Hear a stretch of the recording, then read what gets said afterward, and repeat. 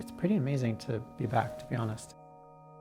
There's all of the stuff that you were going through when you were here, and then staying here now and just realizing, wow, it's just a totally different story. It's been really wonderful to be back. It always brings me so much joy. I've always been very connected with nature and use like Mother Earth to help heal me. Having a place that I could come to and feel held was really magical for me. I don't think it was a mistake, that I got mental illness. I mean, I can say that because I'm privileged to have gotten the treatment that I've gotten. But then there's the side of the mental illness where it's like, it's transformative and you're not left the same way you enter it.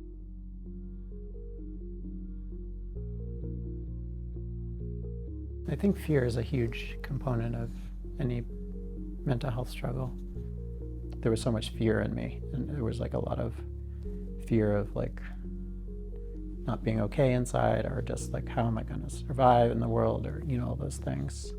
I think I was really missing kind of an important piece about how to like love myself in a way. Like for me, I felt like I was carrying a lot of this from an early age, and then it just kind of ripened at a certain point.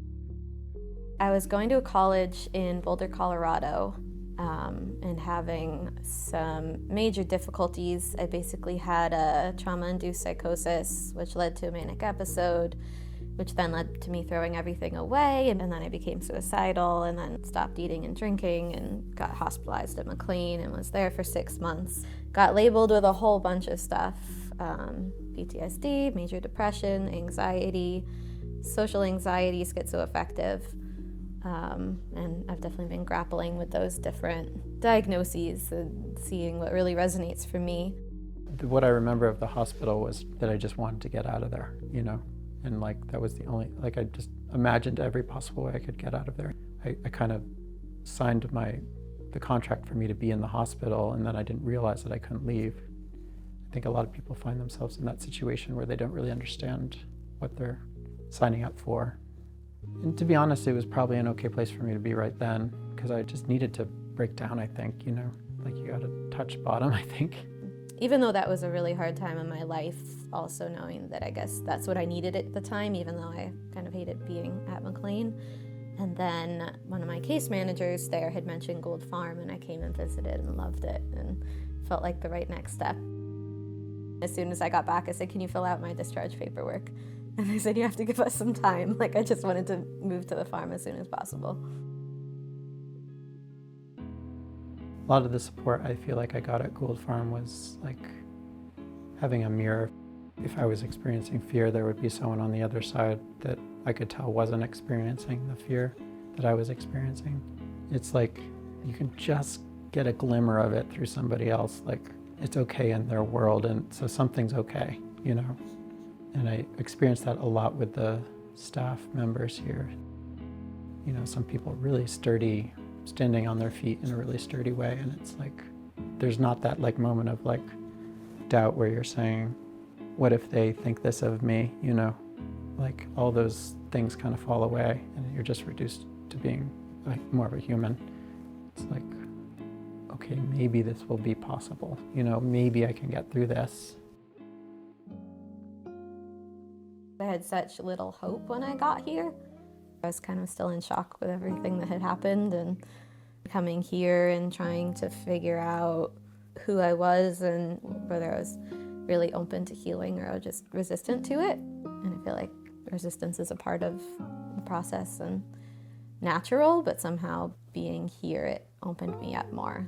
And I saw that healing was possible and that I could move forward, or at least move like step by step, day by day.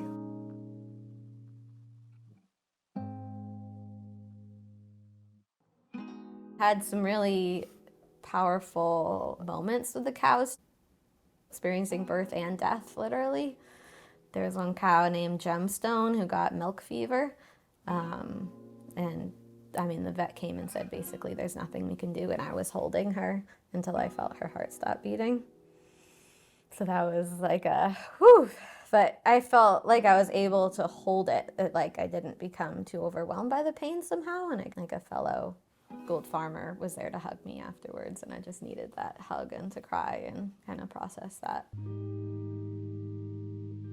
That's a big part of the farm too, to kind of push people toward their growing edges, but have that supportive like safety net.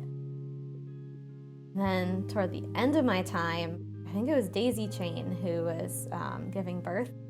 I was able to help birth the calf. I just like remember grounding my feet and helping pull that out, and just like that, I don't know, that joy or that like moment. Being able to be a part of that felt so amazing. One of the great things that happened when I was at the farm was my dad visited me every weekend. And my dad was very busy at his work. Every weekend without fail, he would come visit me. And that was such an amazing thing, actually. We would sit down together and I wouldn't know what we were going to say, you know. And that was really vulnerable in a way. It was like sitting with your dad and feeling all these things that are coming up for you. And then there was a beginning of like a much deeper trust in our relationship there.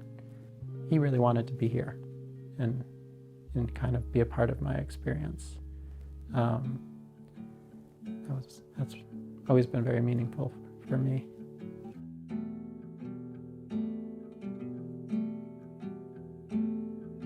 So I'm currently in grad school right now for clinical mental health counseling at Leslie with a holistic specialization.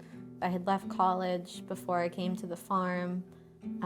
When I was here, I never thought it'd be possible to get back to college at all, just like with all my PTSD and anxiety and depression, and it just felt way too overwhelming and way too much emotionally. And the other day, there was just such a strong feeling inside of like, wow, I finally gotten to the place I've always wanted to be, which is like so powerful and big. And it just felt like this huge moment. And then knowing I'm coming here and just like being able to share my recovery story. Yeah, I'm excited to say that life is pretty good right now. I'm an art teacher at a community center in Brattleboro, Vermont, an art center. Just has a very good philosophy about art, which is just meeting people where they're at, basically. I just want to be there. I want to be doing what matters, and I want to be in people's lives in a way that's meaningful. It's just going there and experiencing people making art sometimes, and actually being that mirror to them sometimes, where I'll meet somebody, and then it's like there's this relationship which is totally organic and has its own terms that are different from my past. There's such a diminishment of all that fear that I was carrying early on in my life. I'm able to access like the kind of the self-love and compassion that was a part of my whole Gould Farm experience. I used to think, oh, I need to heal myself completely and then I can do like counseling or healing or psychotherapy. Especially my perfectionism, there's not one place that I'm going to reach and everything's like perfect and fine, and then like no ups and downs from there. Just kind of like, okay, yep, more open to what's gonna happen. I don't need to control it. When I left Boulder, it was like I have to do everything on my own, and that's one thing that Gould Farm has taught me. Like, it's okay to ask for help, and we need each other. Like, I can't do everything on my own.